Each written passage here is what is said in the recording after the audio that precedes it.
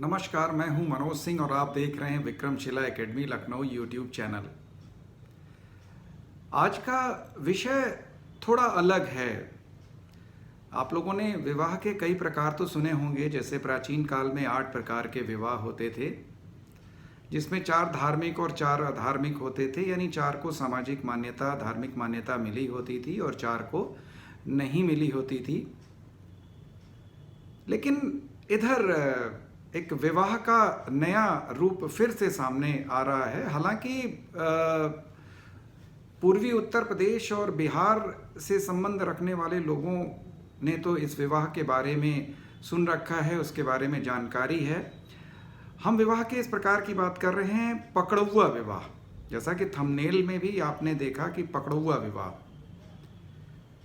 तो पूर्वी उत्तर प्रदेश और बिहार के लोग तो भली प्रकार से इस विवाह के बारे में जानते हैं, ये किस प्रकार से होता है इसके बारे में जानते हैं, क्यों ये विवाह चर्चा में आते हैं या प्रचलित हुए इसके बारे में जानते हैं। इधर बिहार में सरकारी नौकरियों की लाइन लगी हुई है और प्राइमरी के शिक्षकों की भर्ती, जो बीपीएससी शिक्षक हैं उनकी भर्ती हुई। और इसी के साथ फिर से एक बार जो 1970 से 1990 के दशक के बीच में जो पकड़ौआ विवाह प्रचलित था या चर्चा में था, वो फिर से चर्चा में आने लगा। अभी हाल ही में वैशाली जिले में इसी प्रकार के एक विवाह की चर्चा पूरे मीडिया में हुई। सोशल मीडिया पे भी वो काफ़ी चर्चित हुआ, जिसमें एक लड़के की ज़बरदस्ती किडनैप करके शादी करा दी गई। तब सबका ध्यान गया कि आखिर ये पकड़ौआ विवाह होता क्या है, या ये बिहार या पूर्वी उत्तर प्रदेश में ही क्यों प्रचलित हुआ, इसका कारण क्या था, इसका सामाजिक परिणाम क्या हो रहा है, या क्या ये जितना सुनाई देता है उतना ही हो रहा है। तो सबसे पहले हम लोग राष्ट्रीय अपराध ब्यूरो के जो आंकड़े हैं उस पर हम लोग जाते हैं। तो 2020-21 में पकड़ौआ विवाह के 7,194 मामले अंकित हैं। इसी प्रकार 2021 में ये बढ़कर के संख्या हो गई 10,925 की, यानी 10,925 पकड़ौआ विवाह पूर्वी उत्तर प्रदेश या स्पेशली बिहार में हुए। हालांकि 2022 और 23 के आंकड़े अभी पकड़ौआ विवाह के उपलब्ध नहीं हैं, लेकिन जिस तरीके से मीडिया में लगातार पकड़ौआ विवाह की चर्चा हो रही है, तो निश्चित रूप से आंकड़े लगातार ये बढ़ ही रहे हैं। अब सवाल उठता है कि इसकी शुरुआत कहाँ पे हुई, कहाँ से हुई। तो बिहार का एक जिला है बेगूसराय।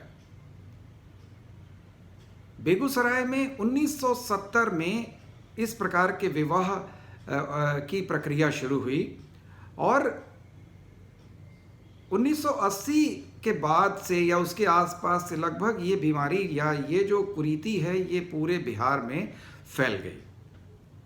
अब आखिर जिन लोगों ने नहीं सुन रखा होगा उनको कौतूहल होगा कि आखिर ये कौन सा विवाह है, पकड़ौआ विवाह क्या है। तो नॉर्मली अभी तक तो लोगों ने सुन रखा होगा कि हाँ भाई, किडनैप कर लिया लड़की को, शादी कर ली, या खरीद करके लड़की ले आए और उससे शादी कर ली। लेकिन पकड़ौआ विवाह में योग्य लड़के का, सरकारी नौकरी वाले लड़के का या समृद्ध परिवार के लड़के का किडनैप करके ज़बरदस्ती उसका विवाह लड़की से करा दिया जाता है। तो अब ये कराने वाले लोग होते कौन हैं आखिर? तो इसमें एक तरह से 2 तरीके होते हैं। एक तो लड़की के घर वाले या उसके परिवार वाले ही दबंग लोग होते हैं, जो अपने आसपास के क्षेत्र के जो योग्य लड़के होते हैं उनको किडनैप करके शादी करा देते हैं। या कुछ ऐसे गिरोह भी पूरे बिहार में या इस प्रकार का काम करते हैं। वो ठेका लेते हैं कि भाई लड़की वालों ने जिस लड़के के बारे में बताया कि भाई ये लड़का, हम चाहते हैं कि ये हमारी लड़की का विवाह इसके साथ हो जाए, तो इस प्रकार के दबंग गिरोह ठेका लेते हैं और मौका देखते ही उस लड़के को अपहरण कर लेते हैं और अपने क्लाइंट की बेटी से, जिसका ठेका उन्होंने लिया है, उससे वो विवाह कर देते हैं। और बाकायदे इसमें हथियारों का प्रयोग होता है, दबंगई का प्रयोग होता है और कई बार लड़के के विरोध करने पर उसकी पिटाई तक कर दी जाती है। सिर्फ विवाह तक ही ये मामला सीमित नहीं होता है, विवाह के बाद भी लड़के वालों को, लड़के को धमकी दी जाती है कि अगर लड़की को तकलीफ दिया जाएगा या लड़की को छोड़ दिया जाएगा या उस विवाह को नहीं माना जाएगा तो वे हार्म कर सकते हैं या वो लड़के वालों को नुकसान पहुंचा सकते हैं। कई बार सामाजिक मजबूरी में, कई बार डर की वजह से इस पूरे रिश्ते को निभाना पड़ता है। हालांकि पुलिस का हस्तक्षेप होता है, लेकिन एक तरह से वहाँ की ये सामाजिक कुरीति हो गई है और लोग ये मान लेते हैं कि चलो भाई जो हुआ सो हुआ, अब भाई किस्मत में यही लिखा था या यही लड़की लिखी थी या यही विवाह या यही प्रकार लिखा था, तो अब इसको निभाया जाए। अब आखिर ये जो इसको कुरीति ही कहेंगे, क्योंकि किसी भी सभ्य समाज में ये उचित नहीं है। तो इस कुरीति का जन्म कैसे हुआ या इस कुरीति का, सामाजिक कुरीति का कारण क्या है? तो सबसे पहला तो अशिक्षा ही है, क्योंकि बिहार में लिटरेसी रेट बहुत कम है और स्पेशली विमेन लिटरेसी रेट बहुत कम है। तो विमेन लिटरेसी रेट कम होने की वजह से लोग अपनी लड़कियों को पढ़ाते लिखाते नहीं हैं, उनको सक्षम नहीं बनाते हैं और सक्षम न होने की वजह से वो सेल्फ डिपेंडेंट नहीं होती हैं और उनके विवाह में दिक्कत आती है। और जब विवाह में दिक्कत आती है तो इस प्रकार के तरीके लड़की पक्ष वाले ये करते हैं। अब जो इस सामाजिक कुरीति का जो सबसे प्रमुख कारण की अगर हम बात करें तो दहेज है। जो योग्य लड़के हैं या सरकारी नौकरी में हैं या जो अच्छा बिजनेस कर रहे हैं या जो संपन्न परिवारों के लड़के हैं, उनके माता पिता या उनके घर वाले मोटा दहेज मांगते हैं या यूँ कह लीजिए कि बहुत नखरे करते हैं। अगर सामान्य भाषा में कहा जाए तो बहुत नखरे करते हैं कि भाई हम इतना दहेज लेंगे या इतना वो करेंगे या हमारी ये डिमांड है। अब जिसकी लड़की है वो ये सोचता है कि भाई हम इतना पैसा तो दे नहीं पाएंगे या इतना हम अफोर्ड नहीं कर सकते हैं, तो वो तरीका फिर सस्ता तरीका खोजता है कि भाई अगर ये 30 लाख दहेज मांग रहे हैं तो हम किसी ऐसे गिरोह को 3 लाख में या 5 लाख में हम ठेका दे दें और वो इस प्रकार से किडनैप करके हमारी लड़की से शादी करा देगा। तो एक तो कारण पकड़ुआ विवाह का हो गया दहेज। जो बड़ा दहेज लोग मांगते हैं उनके साथ ऐसी घटनाएं होती हैं। दूसरा एक प्रमुख कारण है रंग भेद।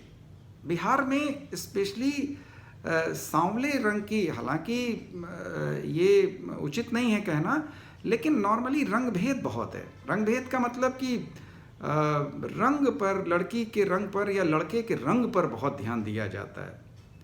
हर आदमी की यही डिमांड है कि लड़की कैसी होनी चाहिए जी, मिल्की वाइट होनी चाहिए, यानी दूध की तरह सफ़ेद लड़की होनी चाहिए। अब अगर कोई लड़की सांवली है, गेहूं रंग की है या उसका रंग दबा है और उसके विवाह में अगर दिक्कत हो रही है तो फिर मजबूरी में फिर लड़की पक्ष क्या करता है, फिर इसी प्रकार से वो पकड़ुआ विवाह या इस प्रकार के गिरोहों के चंगुल में फंसता है और उनको वो ठेका दे देता है कि भाई मेरी बेटी की शादी नहीं हो रही है और फला लड़का है, वो योग्य है, हमें पसंद है, तो आप इस तरह से पकड़ुआ विवाह कर लीजिए, जो हमें पेमेंट करना होगा हम कर देंगे। तीसरा कारण है गरीबी। बहुत से लोग दहेज देने में सक्षम नहीं होते हैं या गरीब होते हैं, गरीबी की वजह से उनकी लड़कियों की शादी नहीं हो पाती है या उतने पैसा वो खर्च नहीं कर सकते हैं, तो गरीबी के कारण भी वो योग्य लड़कों के साथ अपनी लड़की का विवाह कर देते हैं कम पैसे में। जो चौथा कारण है कि लड़कियां, जैसा कि हमने कहा कि साक्षरता बहुत कम है, साक्षरता कम होने की वजह से लोग अपनी लड़कियों को कैपेबल नहीं बनाते हैं, सेल्फ डिपेंडेंट नहीं बनाते हैं, जिससे उनकी शादियों में दिक्कत होती है और इसका जो एक शॉर्टकट तरीका फिर वो लोग अपनाते हैं वो है पकड़ुआ विवाह। एक अन्य कारण है जाति प्रथा। बिहार में जाति प्रथा बहुत ज़्यादा है और जिस तरीके से समाज आगे बढ़ रहा है, कई बार प्रेम प्रसंग दूसरी जाति के साथ अगर लड़की का हो गया तो लड़की वाले फिर ये चाहते हैं कि आनन फानन में ज़बरदस्ती किसी भी लड़के के साथ, योग्य लड़के के साथ, अपनी जाति वाले लड़के के साथ विवाह हो जाए। तो पकड़ा हुआ विवाह का एक कारण ये है।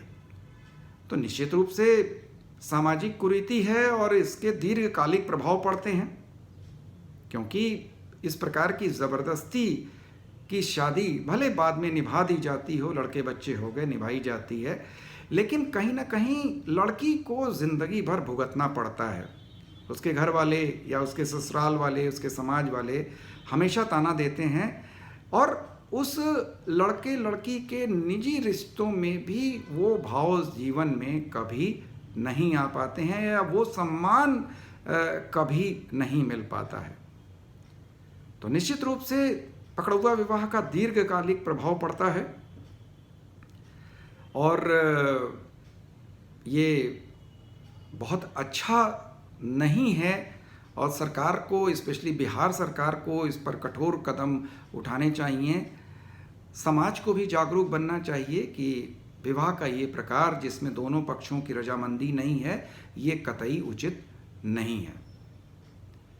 तो इस ज्वलंत मुद्दा, हालांकि ज्वलंत तो नहीं है, 1970 से चल रहा है, लेकिन इधर जब से बिहार में सरकारी नौकरियों की बाढ़ आ गई या सरकारी नौकरियों में ज्वाइनिंग शुरू हो गई, तब से फिर से पकड़ा हुआ विवाह के मामले सामने आने लगे हैं। और देखते हैं समाज कब तक जागरूक होता है, पुलिस कब तक जागरूक होती है और सरकार कब तक जागरूक होती है, जिससे कि सामाजिक कुरीति को दूर किया जा सके। तो आज बस इतना ही। आप लोगों से अनुरोध है कि Vikramshila academy Lucknow YouTube channel को प्लीज़ सब्सक्राइब करें, लाइक करें और ज़्यादा से ज़्यादा इसको शेयर करें। नमस्कार, जय हिंद, जय भारत।